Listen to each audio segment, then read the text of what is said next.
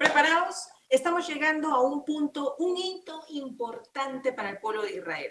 ¿Cuál es? Los 10 mandamientos. Así que vamos a estudiar Éxodo 20. Voy a leerte rápidamente todos los versículos y quiero que ahorita tomes un plumón, te voy a enseñar cómo. Y vamos a poner al lado de cada versículo los números. Te voy a decir 1, 2, 3, 4, 5 y 6 y 7 y 8 hasta llegar hasta el número 10. Te voy a leer todo el capítulo 20, desde el verso 1 hasta el verso 17, para que tú enlistes los 10 mandamientos y después vamos a volver uno por uno a ver lo que Dios tiene preparado para nosotros, ¿ok? Así que te lo voy a leer rápido. Lo único que necesitamos hacer ahorita es que tengas un lapicero, un plumón, un marcador, algo que quieras y que le coloques cada uno de los números del mandamiento, ¿ok? Verso 20. Y habló Dios todas estas palabras diciendo, yo soy Jehová tu Dios que te saqué de la tierra de Egipto y de la casa de servidumbre. Aquí viene el primer mandamiento, verso 3. Primer mandamiento, no tendrás dioses ajenos delante de mí. Segundo mandamiento, verso 4. No te harás imagen ni ninguna semejanza de lo que esté arriba en el cielo, ni debajo en la tierra, ni en las aguas debajo de la tierra. No te inclinarás a ellas, ni las honrarás, porque yo soy Jehová tu Dios, fuerte, celoso, que visito la maldad de los padres sobre los hijos hasta la tercera y cuarta generación de los que me aborrecen. Y hago misericordia a millares, a los que me aman y guardan mis mandamientos. Verso 7, tercer mandamiento. Verso 7, tercer mandamiento. No tomarás el nombre de Jehová tu Dios en vano, porque no dará por inocente Jehová al que tomare su nombre en vano. Verso 8, cuarto mandamiento. Acuérdate del día de reposo para santificarlo. 6 días trabajarás y harás toda tu obra, mas el séptimo día de reposo para Jehová tu Dios. No hagas en él obra alguna, tú, ni tu hijo, ni tu hija, ni tu siervo, ni tu criada, ni tu bestia, ni tu extranjero que está dentro de tus puertas. Porque en 6 días hizo Jehová los cielos y la tierra y el mar y todas las cosas que en ellos hay. Y reposó en el séptimo día, por tanto Jehová bendijo el día de reposo y lo santificó. Verso 12, quinto mandamiento. Honra a tu padre y a tu madre para que tus días se alarguen en la tierra que Jehová tu Dios te da. Verso 13, sexto mandamiento. No matarás. Verso 14, séptimo mandamiento. No cometerás adulterio. Verso 15, octavo mandamiento. No hurtarás. Verso 16, noveno mandamiento. No hablarás contra tu prójimo falso testimonio. Número 17, verso 17, y es el décimo y último mandamiento. No codiciarás la casa de tu prójimo, no codiciarás la mujer de tu prójimo, ni tu siervo, ni su criada, ni su buey, ni su asno, ni cosa alguna de tu prójimo. Ok, hemos avanzado esta parte rapidísimo porque más adelante te voy a enseñar algunas curiosidades, porque cuando nosotros tenemos claro lo que dice la palabra de Dios, no vamos a ser fácilmente engañados como la serpiente en el huerto del Edén, cuando vino distorsionándole el mensaje a Eva, diciéndole, agregando cosas que Dios no había dicho. ¿Ok? Lo mismo sucede en la tentación de Jesús. Ese es el mecanismo de Satanás. Satanás tiene una manera de actuar y es la misma manera que hace por miles y miles y miles de años atrás y lo sigue siendo ahora. Lo mismo hizo cuando se enfrentó a Jesús en uno de sus ayunos larguísimos que tuvo en el desierto, que se le acercó Satanás para tentarlo, dicen los evangelios, pero que lo hizo torciendo la palabra de Dios. Entonces, nos hemos encargado de enumerar todos los mandamientos para hablar cada uno de ellos, pero también te voy a dar un dato curioso cuando lleguemos en su momento de cómo se ha torcido algunas cosas en ciertos dogmas en el mundo, ¿ok? Perfecto, ahora sí, ya tenemos enumerado, tenemos nuestros 10 mandamientos, así que vamos a ver la primera parte del capítulo 20, que es el prefacio. Dice, y habló Dios todas estas palabras, diciendo, y habló Dios. Ahora, quiero que notes que Dios está en este momento, ya sabemos el escenario, es el monte Sinaí, fuego, temblor, relámpagos, terremoto, humo, bocinas estruendosas, o sea, todo este escenario ya lo conocemos, ya lo vimos la semana pasada. Ahora, en este escenario dice que Dios habla, o sea, que su voz lo llega a escuchar no solamente Moisés, no solamente Aarón, lo llega a escuchar el pueblo. Así que Dios está escuchando al pueblo. Ahora, imagínate todo el escenario detrás, el miedo que ellos estaban sintiendo, las cosas que estaban sucediendo alrededor, lo que olían, lo que veían, lo que palpaban con sus pies en el temblor de la tierra, todo eso sucediendo y ahora Dios habla, dice la escritura, y habla en ese momento. Ahora, no es de extrañar, como se les dije la semana pasada,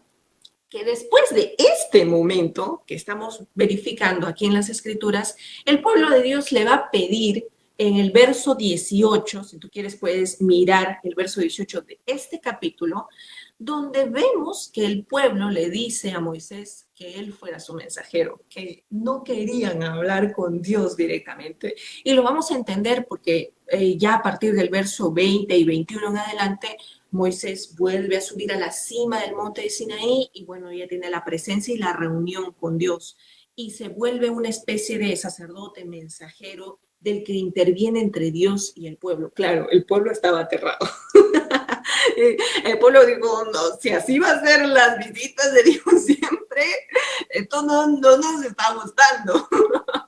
Así que esa es la reacción que tiene el pueblo de Israel. Ahora, quiero que notes algo increíble. Cuando nosotros leemos y pensamos en los mandamientos, lo primero que debemos notar es que se debe recordar que Israel escuchó primeramente estos mandamientos de la voz de Dios. El pueblo de Israel desde el cielo, con una voz audible, ve que la presencia de Dios baja a la cima de un monte y con una voz truenosa empieza a hablarles. Así que este escenario crea una impresión y obviamente habrá creado en el pueblo de Israel una impresión tan fuerte, tan llena de autoridad posible para el pueblo. Pero aún así, sabemos por la historia y los que conocen ya los demás capítulos que vienen, el pueblo de Israel falla. Familia, quiero decirte esta noche, no pierdas de vista cuando Dios te habla a través de su palabra. Estas personas que escucharon audiblemente la voz de Dios, aún así fallaron en su obediencia. Familia, tu tiempo de oración con Dios no debe resumirse en un ímpetu tuyo o solamente resumirse en un ímpetu tuyo de decir, es que quiero escuchar la voz de Dios audible, es que Dios nunca me ha hablado audiblemente, yo quiero ver este escenario sobrenatural, porque no es lo más importante de tu relación con Dios. Tu relación con Dios está garantizado de que tú obedeces su mandato, obedeces lo que dice su escritura y Dios a través de su Espíritu Santo te hará saber las cosas. No todos van a experimentar hechos sobrenaturales y esa no debe ser tu búsqueda cotidiana como cristiano. Tu búsqueda cotidiana es adorarle, creerle. Dice la escritura que aquel que lo busca debe de creerle, debe de tener fe aquel que se acerca a Dios. Eso es lo que tú tienes que hacer, esa es tu tarea. Cualquier otra manifestación puede ser un regalo de Dios, pero no es nuestro alimento diario. Me impacta que ellos, habiendo escuchado la voz de Dios, aún así, estos pudieron fallar en su proceso de obediencia. Ahora, vemos entonces en la escritura que dice que Dios habló con estas palabras. Una de las cosas que debemos dejar bien en claro, familia, cuando hablamos de los mandamientos, porque esto va a ser un hito importante en la enseñanza, que estas leyes no se inventan recién en el monte de Sinaí. No es que estas leyes recién empiezan a regir el universo, el mundo y el pueblo de Israel en este momento. Estos aspectos de la ley mosaica, porque después se va a conocer como la ley mosaica, ya que es entregada a través de Moisés, nos están mostrando una revelación de Dios, pero que ya estaba claramente en el corazón y la conciencia del hombre. Adán tenía conciencia, y aunque no estaba definida por la ley, tenía conciencia del carácter de Dios, tenía conciencia de la manifestación de la gloria de Dios, discernía el bien y el mal. Así que no es que en la época de Moisés, a través de estas leyes, recién se inventa esta moralidad o esta cercanía de Dios. Quizás se plasma, pero ya existía de alguna manera en los corazones del hombre. ¿Por qué? Porque robar está mal aún antes del Sinaí. Asesinar, codiciar, no principalmente estos pecados recién se prohíben con estos 10 mandamientos. Estos ya estaban prohibidos desde el momento de la conciencia del hombre.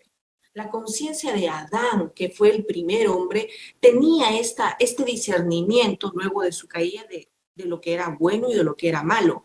Incluso cuando el hermano de Abel, Caín, lo asesina, tiene el semblante, dice la escritura, que lo delataba, que estaba cargando ese peso de la conciencia. Así que este código, ¿qué es lo que va a hacer? Esta ley, estos 10 mandamientos, va a hacer que distinga al Dios de Israel, que es el Dios de Abraham, de Isaac y de Jacob, de los demás dioses comunes, de todos aquellos dioses del mundo pagano que el pueblo hebreo conoció siendo esclavo en Egipto. Y no solo los dioses de Egipto, sino los dioses que empiezan a descubrir a través de su recorrido por el desierto, porque recuerda, ellos ya se enfrentaron a un pueblo que era pagano y conocieron de antemano en su recorrido, van descubriendo todas estas cosas, cosas inmorales, están descubriendo lo que hacen otros pueblos y otras naciones. Así que una de las cosas que tenemos que entender es que los 10 mandamientos nunca se dieron para ganar el cielo. Los 10 mandamientos, al obedecerse, no estaba plasmado en la intención de Dios que con eso tenían que obrar, cumplirlo para que ganen el cielo. Estaba más bien siendo un pacto de Dios. Dios estaba empezando a hacer un pacto con Israel en este monte de Sinaí, que era mucho más grande que esta ley en sí. Esta ley va a marcar un porcentaje de lo que Dios quiere enseñarles, pero esto no va a ser todo, aunque este va a ser el primer aspecto de su pacto, una ley que muestre, que evidencie la necesidad del hombre de un Salvador, porque no va a poder con toda esta lista en su cumplimiento perfecto.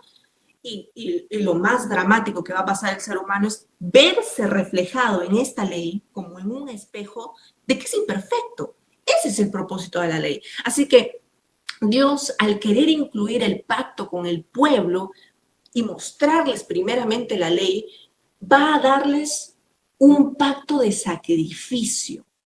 Porque a partir de esto se van a empezar a dar cuenta los israelitas que era imposible que esta ley se guarde de manera perfecta.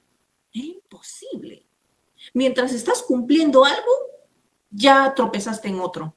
Mientras estás cumpliendo el primero, el segundo, y vuelves a repasar con tu mirada, si tú puedes decir tajantemente, bueno, yo no maté, porque probablemente no has asesinado a alguien, o de repente no he hecho un ídolo, pero cuando vamos bajando las expectativas de no codiciar, no hablar en contra de tu prójimo, no hurtar, entonces la ley empieza a ser bastante alta la valla.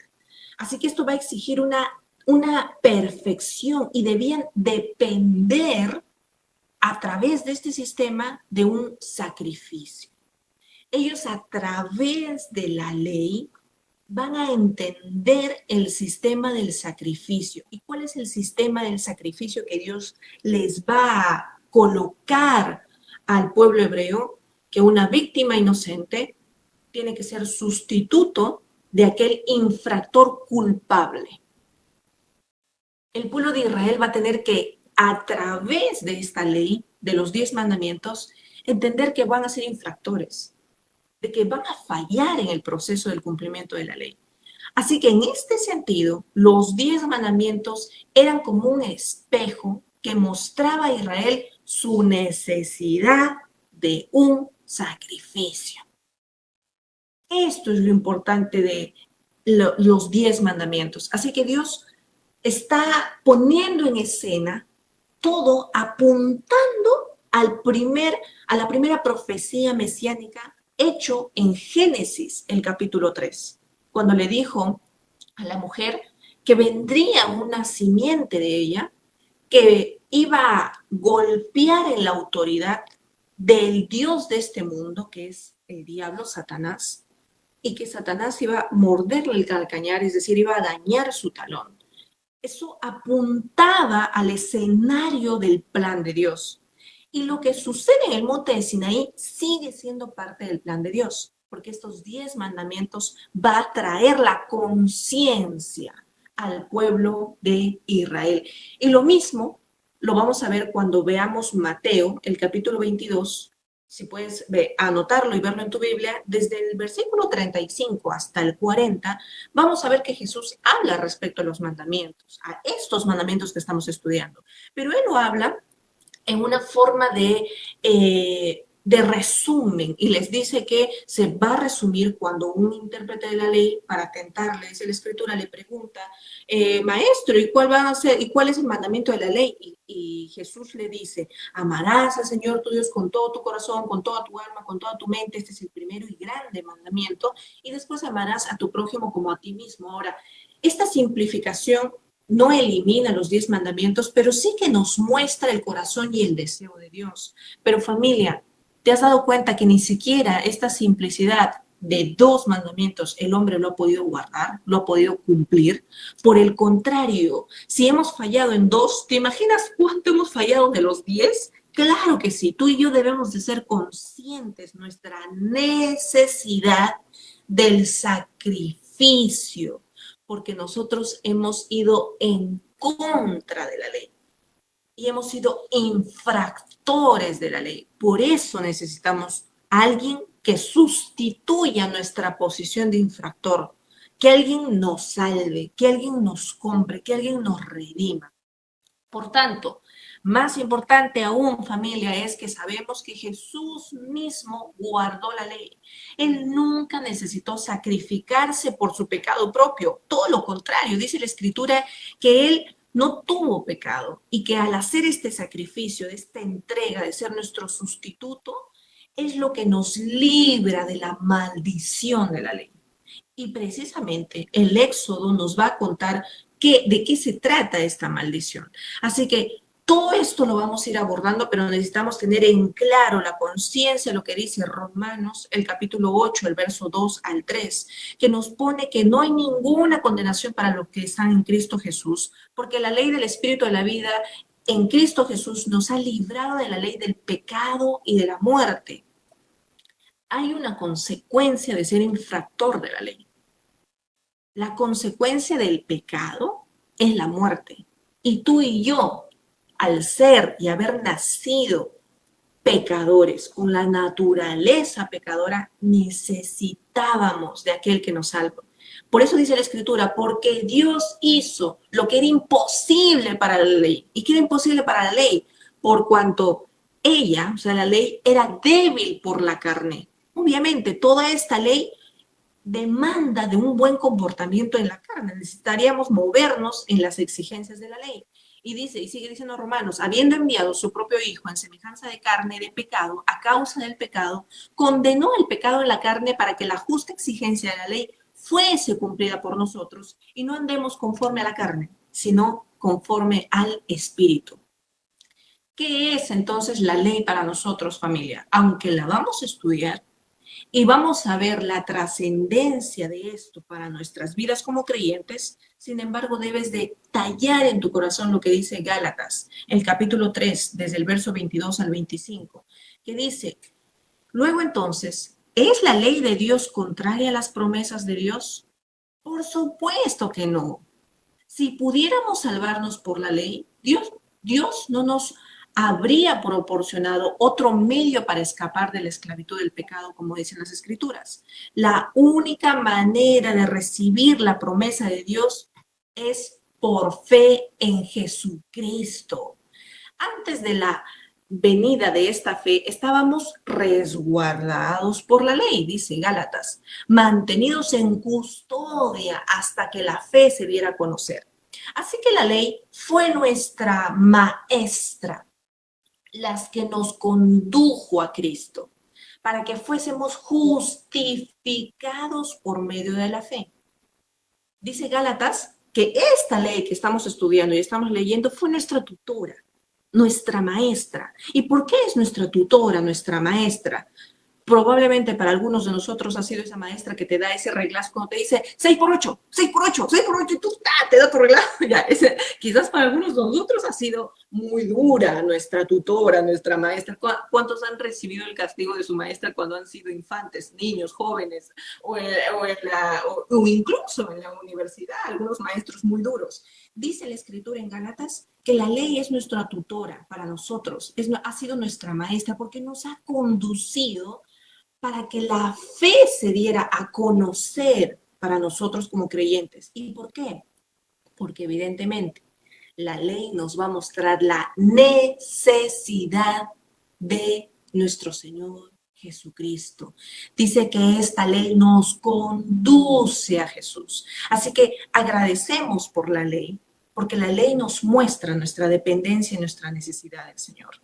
Así que esto es importante que tú y yo lo conozcamos, porque no somos cristianos judaizados, no somos cristianos que queremos volvernos judíos, no somos cristianos que queremos o amamos más el antiguo pacto, porque tenemos un mejor pacto que es en Cristo Jesús. Y todo apunta a Cristo Jesús. Por eso es que estamos estudiando el Antiguo Testamento, porque una de las intenciones de nuestro corazón es ir en contra del pensamiento que se levanta contra la verdad de Jesucristo, que el Antiguo Testamento es una porción de escrituras de un Dios malo, lleno de ira, de un Dios que en el Nuevo Testamento cambió y parece que ya es más bueno, más chévere, mejor. Hazte amigo del Dios del Nuevo Testamento, pero el Antiguo Testamento no da miedo.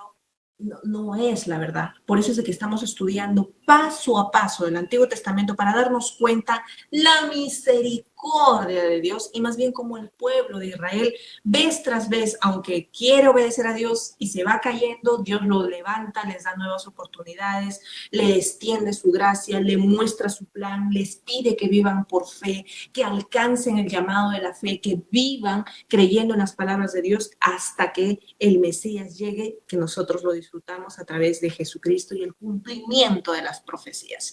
Entonces, este es un gran mensaje para la fe cristiana. Cada uno de nosotros hemos sido libres de la condenación de la ley. Eso tiene que quedarnos claro a nosotros. Y por esa razón, nuestra obediencia a los 10 mandamientos y a toda la ley de Dios no es legal, como lo va a ser para la historia de los hebreos en este capítulo 20, sino que nuestra obediencia a los 10 mandamientos y a toda la ley de Dios es inspirada por el amor, es fortalecida por el Espíritu Santo. Porque si tú te das cuenta, acabamos de leer Gálatas y después de la porción que te he leído, más abajo dice de cuáles van a ser los frutos, porque Gálatas dice que nosotros ya no vivimos en la carne, que vivimos ahora por el Espíritu.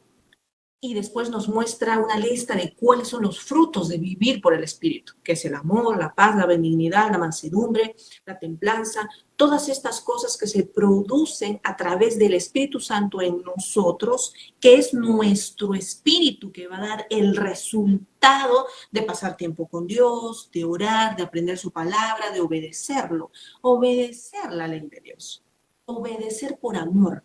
El Espíritu Santo a ti y a mí nos va a ayudar a ser obedientes y nos va a dar gracia para que nosotros podamos caminar bajo los estándares de la gracia. Que ojo, te cuento, los estándares de la gracia son más altos que los estándares de la ley. Claro, ¿cómo no? Si la ley, acabamos de leer, dice que no codiciarás a la casa de tu prójimo ni codiciarás a la mujer de tu prójimo. No codiciarás. Mientras que Jesús en los evangelios dice que ni siquiera mires con deseo en tu corazón a una mujer. Entre codiciar y tomarla y quitarle a solo mirarla y desearla en tu corazón, ¿cómo no? El estándar de la gracia es mucho más alto. Dios nos llama a que nosotros, a través de los evangelios, Jesús enseñando a sus discípulos, dice que nosotros no llamemos a nuestro prójimo fatuo o tonto en algunas versiones. Algunos dicen idiota. O sea, que tú y yo no nos dirijamos a nuestro prójimo diciéndole, eres un tonto, eres un idiota. Mientras que la ley dice que no lo matemos.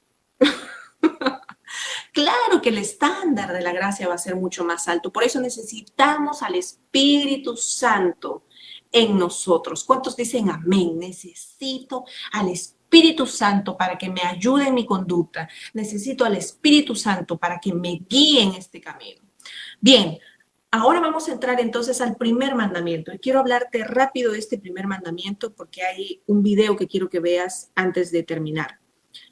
Verso 2 y verso 3, vamos a leer. Dice, yo soy Jehová tu Dios, que te saqué de la tierra de Egipto, de casa de servidumbre. No tendrás dioses ajenos delante de mí. Lo primero que está marcando esta sección de la escritura, verso 2 y 3, dice, yo soy Jehová tu Dios. Ahora, en el mundo antiguo, incluyendo Egipto, evidentemente, la humanidad, los hombres adoraban a muchos dioses. Y esto lo conocemos por la cultura de Faraón y todas las cosas que pasó en las plagas. Conocemos cómo ellos creían en ciertos dioses que ponían su confianza. Ahora, a través, como les digo, de cruzar el desierto y conocer otros pueblos, Israel se va a dar cuenta de muchas más cosas a su alrededor. Pero Dios está diciendo, yo soy Jehová tu Dios, el Dios del pacto de Israel. Él está diciendo, yo me pongo aparte de cualquier otra supuesta deidad. Yo para ti voy a ser tu Dios, el gran yo soy. Y está marcando estas primeras palabras. Dios le recuerda y le enseña a Israel hechos o principios esenciales de quién es Él y acerca de su naturaleza. Dios está por encima de cualquier cosa, de cualquier personificación. Está por encima de el fuego, el viento, el sol, el cielo, cualquier otra cosa creada. Familia, a partir del día de hoy, voy a hablarte de tantas realidades que puede ser que a ti y a mí en algún momento nos duela como si pisara sus pies, como si les jalara de la oreja, como si les peñiscara el brazo, como si les jalara de la patilla. Muchas de las cosas que vamos a ver de aquí a continuidad nos va a doler mucho. ¿Por qué? Porque nuestro corazón necesita ser removido por la verdad de la palabra. Porque cuando nosotros hablamos de Egipto y de sus deidades, pues nos sentimos santos. Porque decimos, qué barbaridad, esos de Egipto y sus deidades, y el dios de Baal, y cualquier otro dios de Acera, cualquier dios griego, qué barbaridad esos. Pero aunque no nos damos cuenta que estamos repleto de cosas que se han personificado tratando de tomar el lugar de Dios, que puede ser la música, que puede ser lo que vemos, que puede ser lo que leemos, lo que consultamos. Sé que muchos de nosotros estamos siendo influenciados por muchas cosas, algunas dramáticas como la brujería, la santería, pero algunas cosas que parecen inofensivas, como llevar una cadenita roja para cuidarte el susto, un huevo, una pequeña estampita y cosas que parecen inofensivas, pero que traen muerte para nuestro crecimiento. Otra de las cosas que Dios está marcando aquí es que es un Dios personal, porque Él está diciendo que Él va a ser nuestro Dios, está diciendo yo soy un Dios personal, no soy una fuerza, no soy la energía, no soy algo de tu mente, no soy algo de afuera. Hay mucha gente que hoy en día habla a través de las redes sociales diciendo y enseñándote. Si tú eres joven y tienes redes sociales, probablemente lo has visto, que nos enseñan a manifestar. Manifiesta para que te vaya bien, manifiesta que incluso creyentes, hablando de manifestar, manifiesta que vas a conseguir ese trabajo y vas a ver cómo ese trabajo llega a ti. Manifiesta que aquel chico que te gusta se te va a declarar para que sean tu esposo, para que puedas tener una relación. Tratando de esto, con este lenguaje, implícitamente brujería y amarres. A veces tenemos oraciones a Dios como si Dios fuese un Dios que hace hechizos y le pedimos a Dios cosas. Incluso le decimos a Dios, Padre, voy a perdonar a ese mi jefe, o voy a perdonar a esa mi hermana que me hizo esto, o mi hermano, pero Señor, encárgate tú. Muéstrale tu justicia y hazle saber y queremos forzar que Dios indirectamente haga lo que nosotros queremos que haga. Y le decimos, Dios, y encárgate tú, y hazle saber, y que no le salga ese trabajo para que aprenda, y que no le llegue tal cosa para que se dé cuenta. Y nosotros empezamos a tener oraciones llenas de oscuridad, llenas de cosas como que si quisiéramos hacer magia, amarres y cosas que vienen de creencias, de cultura, de enseñanzas o de lo que hayamos visto. Por eso es que nosotros necesitamos de conocer de la verdad de Dios para que en nuestro crecimiento el Espíritu Santo nos dirija. Familia, a ti y a mí el Espíritu Santo nos va a dirigir. El Espíritu Santo nos lleva a toda la verdad. El Espíritu Santo es el único que nos va a llevar. Yo he tenido ese tipo de oraciones, por eso te cuento, porque sé que tú también probablemente lo has tenido. Tú y yo estamos creciendo en la verdad del Señor. Ahora, otra de las cosas que manifiesta, yo soy Jehová, tu Dios, es que es un Dios bueno y es un Dios santo. Por eso merece toda la gloria. Merece que su pueblo pueda adorarlo como Él merece ser adorado. Ahora, ¿te das cuenta que la afirmación del verso 2 dice, luego de decir, yo soy Jehová tu Dios, la siguiente línea es, que te saqué de la tierra de Egipto, de casa de servidumbre, dice la Escritura. Antes de que Dios le mandara algo a Israel, antes que le dijera, no matarás, no hurtarás, no codiciarás, no harás esto y no hacerlo, dice, vas a adorarme, yo soy tu Dios, que te saqué de la tierra de Egipto. Antes que Dios mande algo, les recuerda lo que había hecho Él primero por ellos. Dios siempre, siempre va a hacer algo por ti primero. Él te buscó. Él pagó el precio. Él vino y fue fiel, aunque tú y yo fuimos infieles. Así que Dios está aquí mostrando que nosotros deberíamos de decidir por Él, porque Él nos sacó de la casa de servidumbre. Y luego de que nos saca de casa de servidumbre, les dice, obedezcan. Claro que Dios tiene todo el derecho y toda la autoridad de decirnos, obedezcan, sigan mi mandato, porque Él primero nos hizo libres. Luego de hacernos libres del cautiverio, nos dio su ley. Luego de hacernos libres, nos dio su ley. Después dice la Escritura, seguimos avanzando, verso 3, no tendrás dioses ajenos delante de mí. Familia, primer mandamiento, no tendrás dioses ajenos delante de mí. A medida que nosotros vamos a estar estudiando los mandamientos, te voy a hablar mucho de las cosas del antiguo mundo, porque obviamente la Escritura se dio en ese tiempo, pero sí que voy a hablarte mucho de las cosas que hacemos hoy en día. Porque si no, cuando tú lees esta porción de la Escritura vas a decir, bueno, yo no hago eso, porque no es de tu tiempo y te vas a sentir ajeno a eso. Y vas a decir, no tengo nada de qué arrepentirme porque yo no hago eso. Pero te voy a mostrar a través de la luz de la palabra las cosas que tú y yo hacemos o podríamos haber hecho o quizás ni siquiera hemos abierto nuestros ojos y que lo estamos haciendo y que cae dentro de este concepto que Dios quiere mostrarnos a través de su palabra. Dice, no tendrás dioses ajenos delante de mí.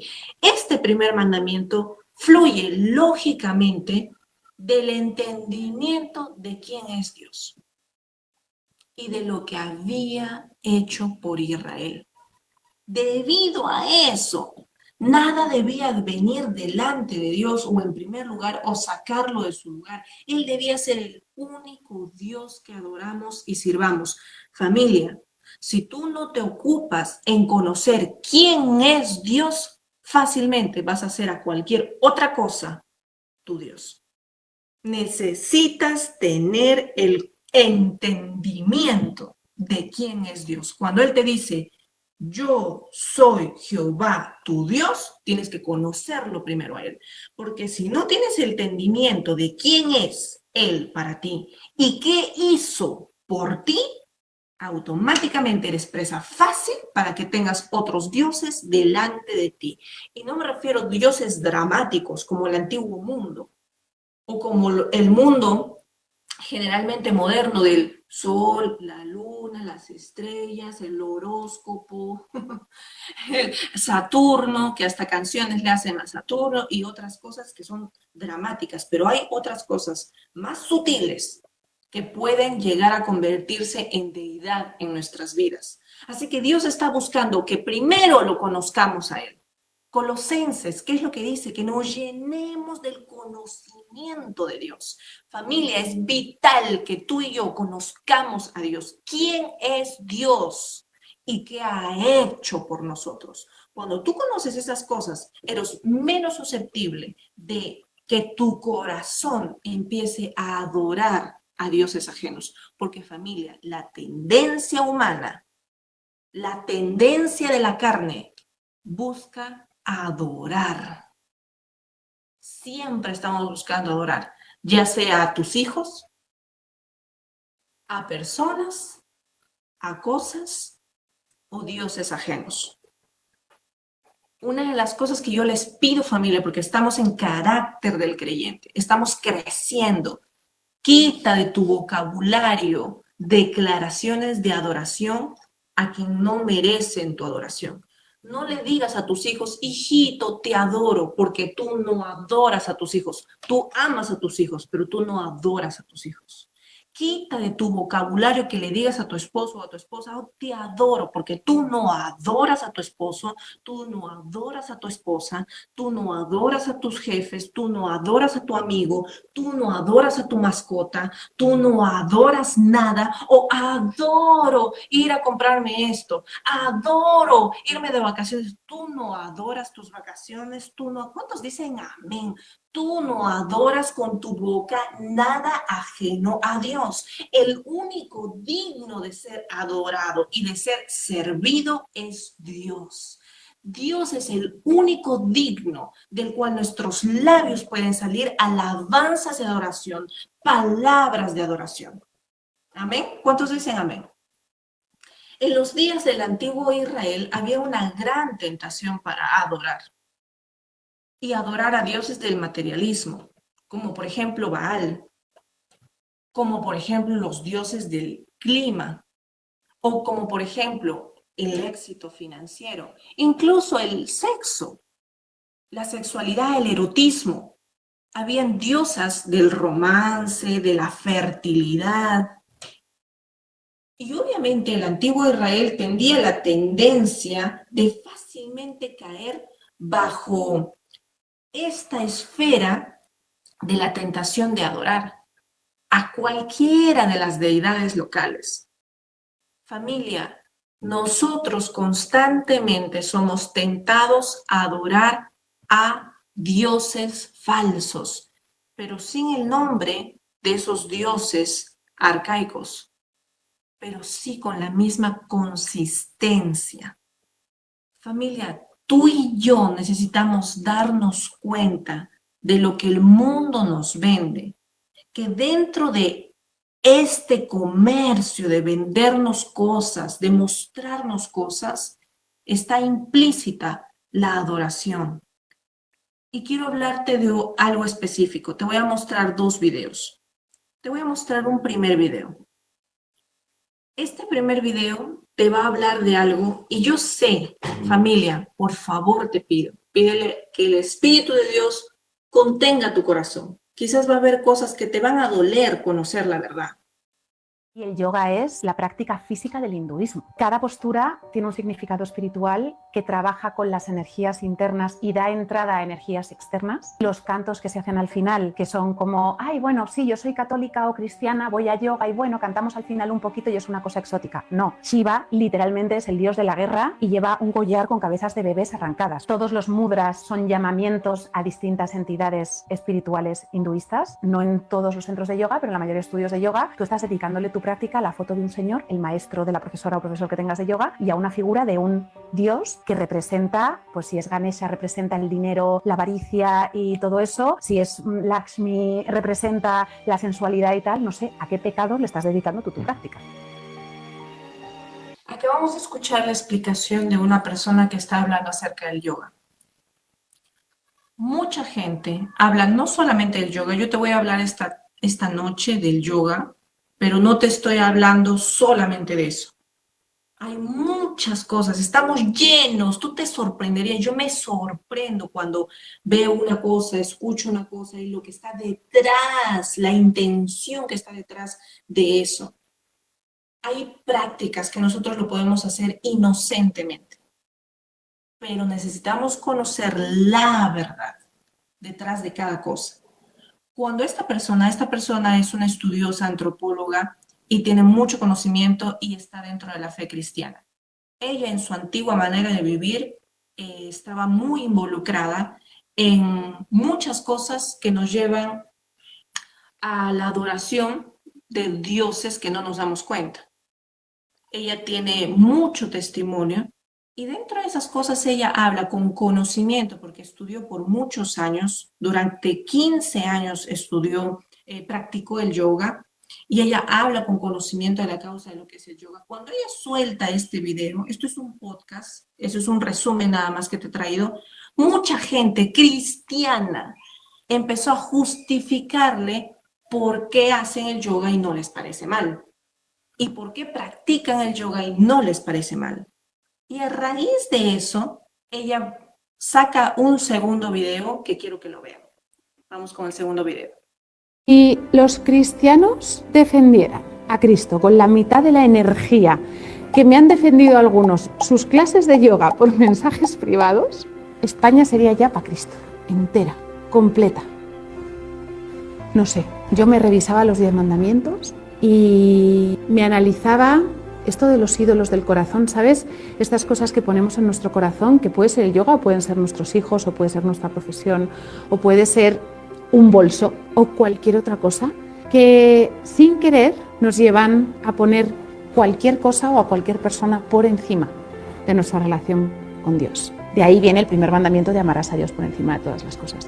Cualquier clase, persona, lo que sea, que te haga incumplir eso, es un ídolo del corazón. Entonces, no sé, cada uno tenemos con Dios la relación que podemos, que Él permite y que queremos. Pero, no sé, esa intensidad y esa pasión tan bonita que le echáis a defender vuestras clases de yoga, ostras, si la echarais a defender así a vuestro Salvador, la cosa sería muy diferente.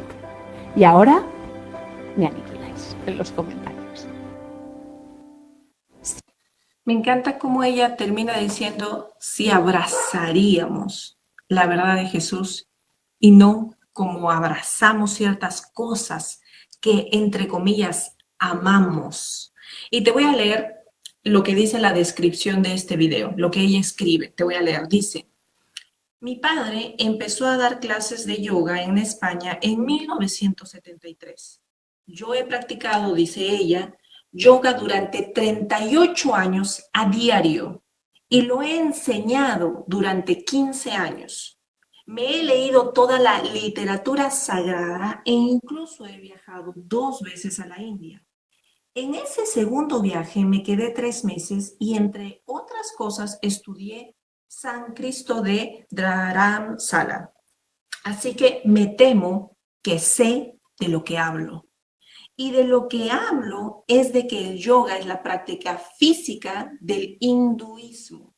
Es una práctica espiritual diseñada para generar comunión con el panteón hinduista. Sí, aunque no cantes los mantras, aunque no hagas los mudras, aunque hagas yoga en un gimnasio y no pongas incienso, aunque tú le dediques a Jesús tu yoga, las asanas tienen un diseño y un efecto espiritual y punto. Y es lo que hay. Y si le he entregado mi vida a Cristo y quiero ser coherente con mi fe, pues cambio el yoga por pilates y listo. Esta contundencia de cómo ella se expresa a través del conocimiento que ella tiene por la experiencia y lo que ella ha estudiado, es una de las cosas que yo quisiera ver en más gente creyente, que deja de abrazar aquello que ama y que defiende, que dice, no, pero esto no hace daño. Pero Mary, yo solamente consulto ciertas cartas, yo no hago nada, solamente prendo una velita por si acaso, yo solamente hago esto, o los cuarzos, me encanta tener el cuarzo en mi casa, o me pongo limones, tú sabes, pero yo no lo hago nada, es más, lo hago orando. Lo pongo mis limones para que evite la envidia, pero yo oro en el nombre de Jesús, que son cosas, familia, que nosotros debemos estar abiertos nuestros ojos y entender, familia, te lo digo con respeto, te lo digo con amor, porque no soy ajena a nada de estas cosas.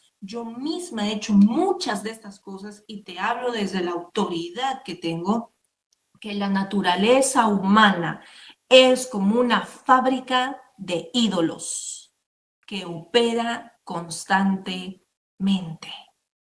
Constantemente estamos lidiando con la tentación de poner todo tipo de cosas antes que Dios, que compitan con Él, que compitan como su preeminencia en nuestras vidas.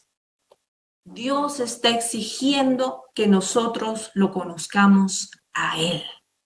¿Cuántos están preparados para seguir hablando de estas cosas? Muchas van a doler, familia, pero yo quiero que abraces más la verdad que tus emociones, que tus sentimientos. Te damos toda la gloria a Dios. Que esta semana sea sobrenatural para tu vida y que el Espíritu de Dios te siga hablando, que siga hablando a tu corazón de todas las cosas que necesitamos removerlas en el nombre de Jesús. Te veo la siguiente semana. Que Dios te bendiga. Gracias por quedarte. Nos vemos. Bye.